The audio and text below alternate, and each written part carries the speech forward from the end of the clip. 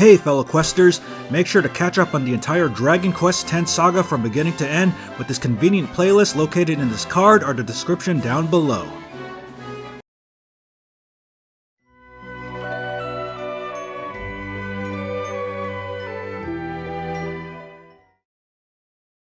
So 5.2 was the first part I actually got to play brand new when it first came out over the summer of 2020. This is also where we got the new coin boss, Sir Leopold from Dragon Quest VIII, who gives you a nifty mask accessory. So 5.2 begins with us talking to Lord Mawson in the Temple of Goda about how difficult it will be to fix things within the demon nations of Zekles and Baldista after the recent conflicts. So Lord Mawson requests that we help solve things between them. Irusha volunteers to go because of her powers have proven to be useful. We first go to Zekles and talk to Rinberry, who we ask to take us to the castle, and she confesses she has a crush on Asval. She says that Asval is in pain due to the death of his mother, Empress Elgadora, and Rinberry wants to help him because Odros is clearly taking advantage of the situation because Asval left Odros in charge of the country. Odros isn't letting Rinberry see Asval, and she gives us proof of servant as we get into the castle. So we're inside the castle and talk to the depressed Asval, who refuses to see anyone. However, the person lying in Asval's bed is a demon taking his place! Asval! Your ears got so big!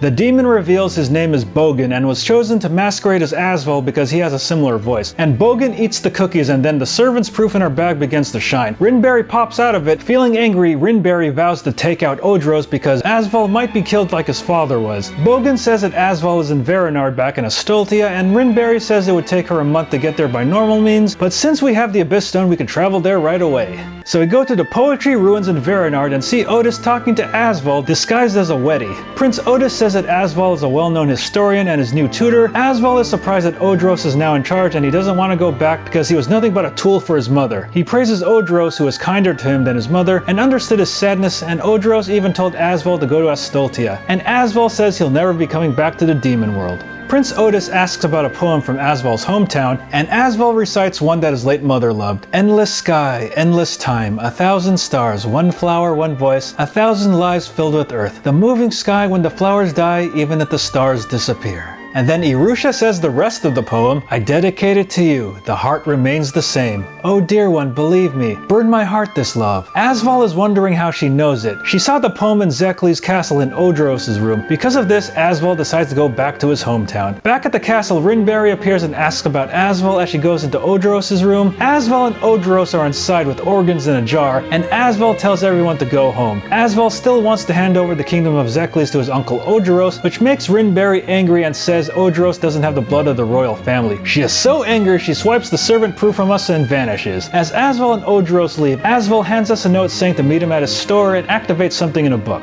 So we enter the hidden chamber in Asval's store and get the Lidos talisman. As we go to the store, Asval appears as a Draki and turns back into his normal form. We hand over Lidos' talisman and Asval says that it'll help his mother. Asval reveals that the organs in the jar are his mother, Empress Elgadora! Plot twist! Empress in a jar! Asval says that the poem was the only one he and his mother knew, and Odros wants to help bring his sister back to life. However, Odros seems to have other plans and wants to bring his sister back even stronger. Asval says that Odros is controlling her with the same jewel that she used to control Asval and vows to free her from Odros' rule. He plans to expose Odros' crime at the ceremony for his ascent to be the king of Zekles. He asks us to team up with Rinberry to formulate a plan. So the ceremony begins as Asval addresses the people of Zekles that he is responsible for the pain of all his people and is not suitable to be king. Asval signals to Rinberry to cast a spell which blocks everyone from hearing their conversation, and Asval demands that Odros frees his mother and to leave the country. Odros feels that it's better to leave Elgadora in her current state because of the jealousy he endured from her. Rinberry undoes the spell and Asval tells everyone that Odros wants to take over the country and banishes him. However, the eyes of the people begin to glow and Odros says that he was prepared for this situation, and all the people begin to attack us and Irusha frees them from Odros' control. So Odros summons power from the sky and turns into a skinned id from the Magistress scenario back in version 1, and we engage him in battle. And after we defeat Odros, Asval rushes to his mother in the jar and uses Lidos' talisman to help her. He succeeds in freeing her, but Odros had a trump card and turned his sister's body into a bomb ready to explode. Oh no, mother's gonna blow! So Odros says if Asval kills his mother, he can save Zekles or perish with his country. Elgadora begins pounding on the glass, saying she can't become the great demon lord and can't even consider herself a full being anymore, telling Asval he can't become the king either. So Asval summons his familiar and Odros says he should kill his mother in anger. The familiar grabs both Elgadora and Odros, and the spirit of Elgadora hugs her son. Whispering something into his ear, the familiar brings Odros down into the underworld, and Elgadora's last words were saying now that Asval is now the king of Zekles, and Irusha comments that Asval should choose to live as the king from his own free will. Having freedom for the first time in his life, Asval addresses the citizens as the new king of Zekles. Asval reminisces how his mother loved the kingdom more than anything, and he will not run away as he wanted to be free in Astoltia. He wants to make peace with Baldista and Farazard and says Zekles will be an open country. He thanks Rinberry and walks off, but Rinberry is still angry that he still doesn't notice her. She vows to make Asval fall in love with her yet.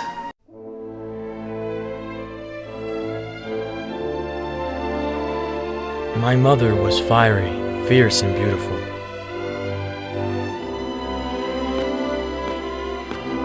My mother was a proud person, and I don't think she would want anyone to know she went out like that. Please keep the identity of that demon a secret. Well, I don't think my mother made all the right decisions for Zekles. She loved this country far more than me or my uncle. The reason why I longed for Astoltia was because I wanted to live in a world without my mother, and I wanted to escape. Astoltia, the land of the free, where my father tried to take me when I was a baby. If I had doubted my uncle's facade of kindness, then maybe my mother would have...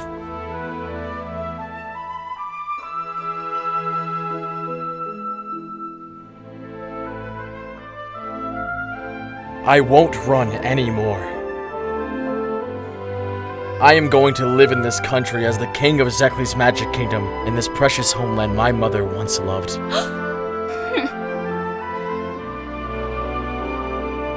The blood of the people of Zekles will never be spilled again. In order to do so, the entire demon world must be at peace.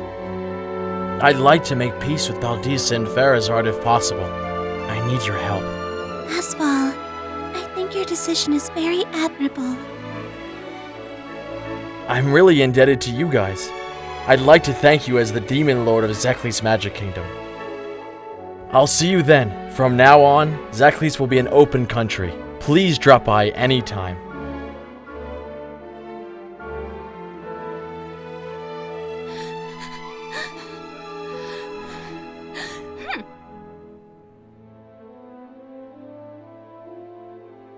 Oh yes, Rinberry of the Varister family. I have to thank you too and appreciate what you've done. Bye.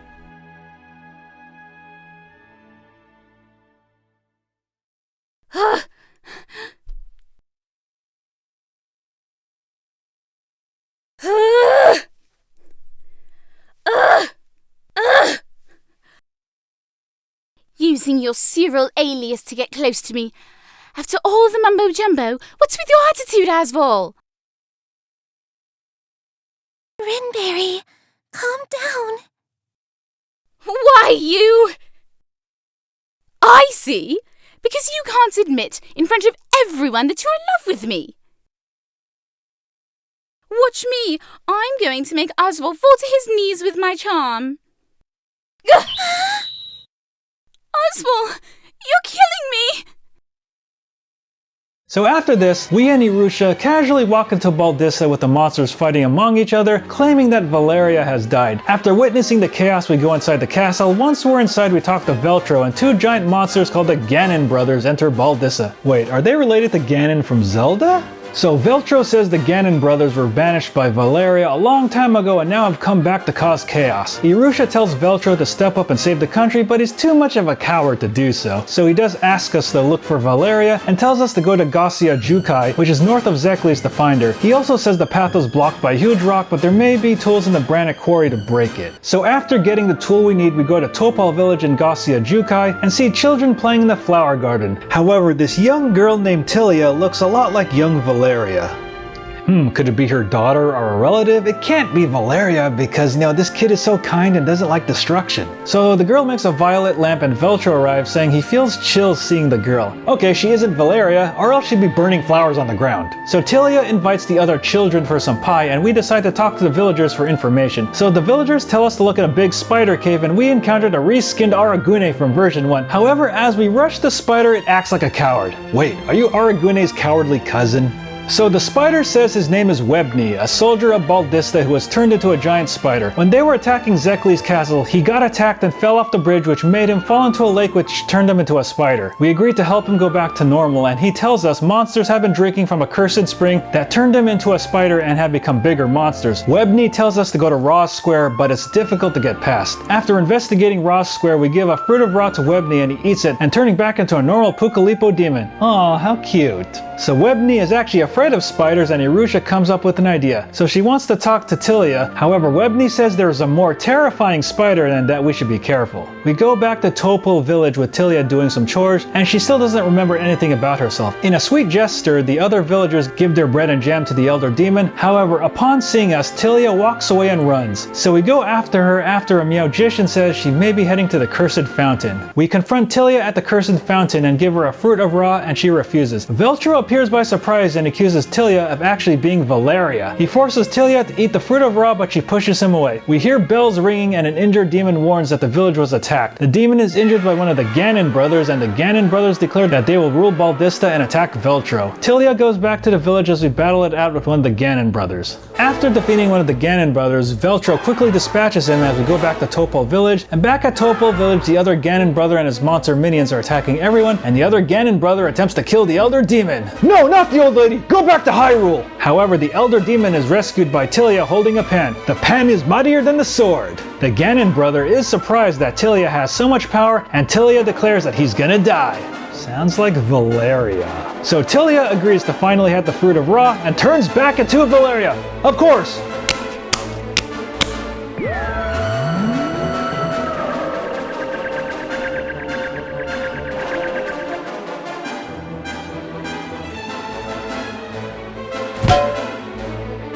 I won't let you take the life of someone I care about in front of me ever again.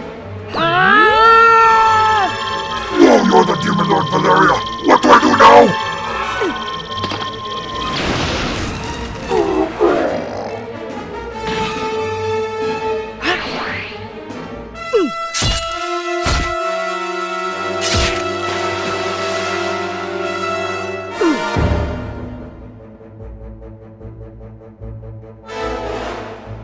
So Valeria, now back in action, easily takes out the Gannon brother and the rest of the monsters. So she says she was blown away back at the attack of Zekles and drank from the Cursed Fountain in order to survive and was turned into a child. And she felt weak and decided to live as a child in Topol village. Helpless? I mean, you can wield a pretty mean pan, Valeria. So Valeria is convinced that the demon world still needs her power and offers Baldista's help to help rebuild Topol village. The children still call her Tilia and give her violet lanterns that Valeria taught them how to make. The elder demon says that Valeria is welcome to visit anytime.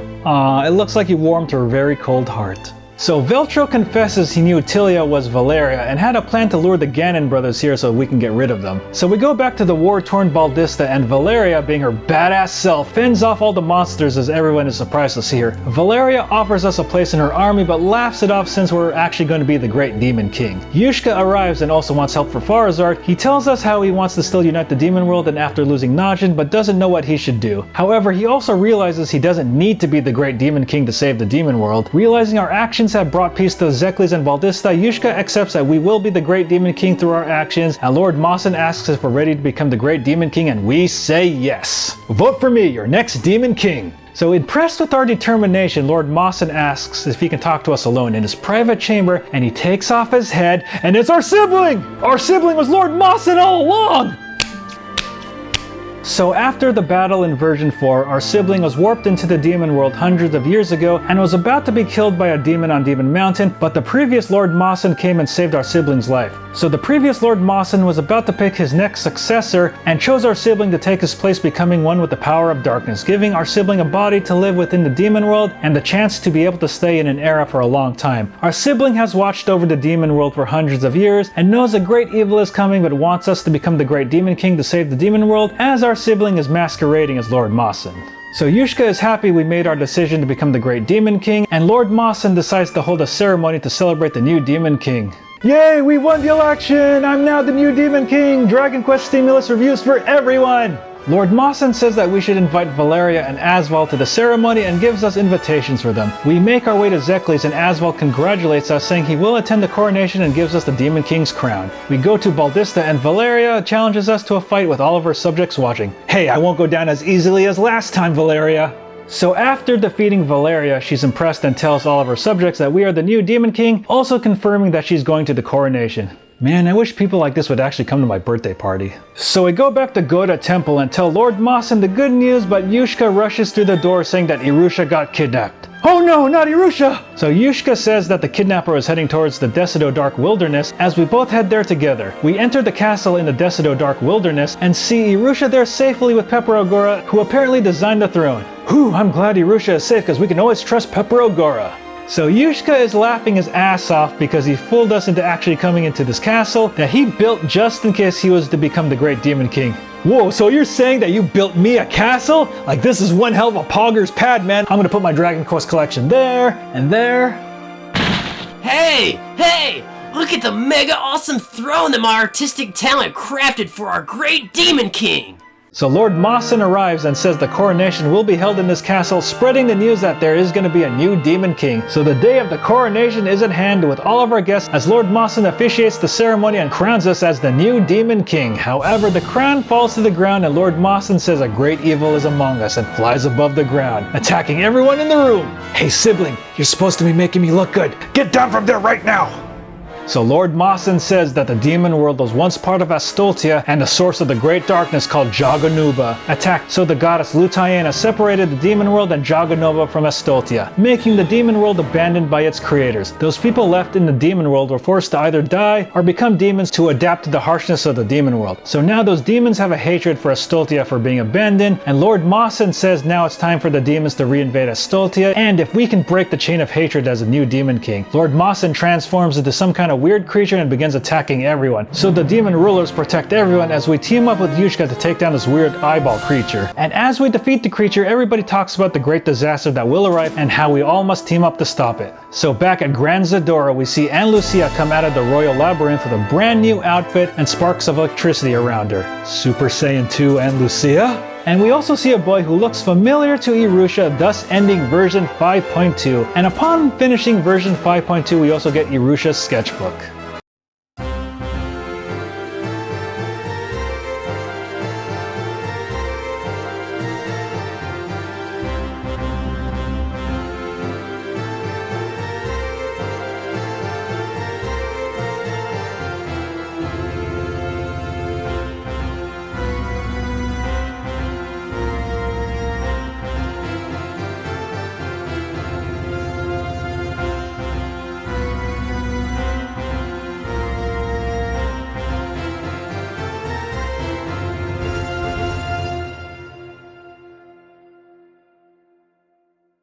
Thanks for watching, and I hope you enjoyed this video. Make sure to like, comment, and subscribe, and make sure to check out these other videos, and also make sure to follow me on social media and check out the official Battle Geek Plus website. Take care.